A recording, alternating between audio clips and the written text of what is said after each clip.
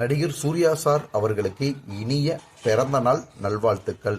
So உங்கள் தமிழ்நாட்டின் நடிப்பு அரக்கன் watermelon star doctor D Divakar பிபிடி என்னோட மனமார்ந்த வாழ்த்துக்கள் சூர்யா சாருக்கு.